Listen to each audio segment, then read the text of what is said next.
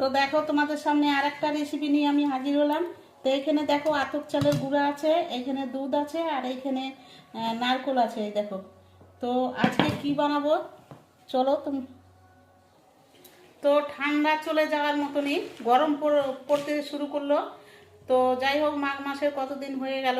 তো ভাবলাম যে আমাদের বাড়ি তো সেরকম পিঠা টিঠা হয় না, আমাদের বাড়ি মাছ মাংসটা বেশি হয়। তো আমার ছেলে পেলে মানে বড় ছেলেটা একটু মিষ্টি খেতে ভালোবাসে, ছোট ছেলে মিষ্টি খাইই না। তো আর আমিও বেশি মিষ্টি খাই না, তো আমাদের বাড়ি পিঠা কমই হয়, তোমরা জানো। আর যা রান্না হয় তা তো তোমাদেরকে দেখাই, আমি যা যে কোনো জিনিস করি। তো একদিন পাটিসাপটা করেছিলাম, আর একদিন মানে সাজের পিঠা আমাদের ভিতর বলে, তো করেছিলাম। তো সেরকম সাজের পিঠাটা অত ভালো হয়েছিল না।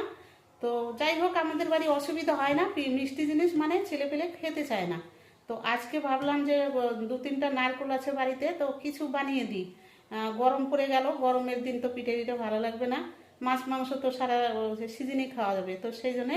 তো এখানে আতপ চাল নিয়ে নিয়েছি, তোমাদেরকে দেখালাম।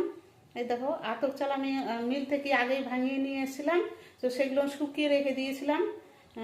তো এই যে আতপ চালের গুঁড়া নিয়ে নিয়েছি, আর এই দেখো এখানে দুধ আছে, দুধ দিয়ে নিয়েছি। তো কি পিঠা বানাবো তোমাদেরকে অবশ্যই দেখাবো। আর এই দেখো নারকোল, নারকোল নিয়ে নিয়েছি। তো নারকোলগুলো অনেক দিনের হয়ে, মানে পৌষ সংক্রান্তিতে আনা হয়েছিল, ঘরে আছে। তো যাই হোক, নষ্ট হয়ে যাবে, তাও যাই হোক কিছু বানিয়ে দিই। তো যা বানাই তোমাদের সাথে শেয়ার করব। তো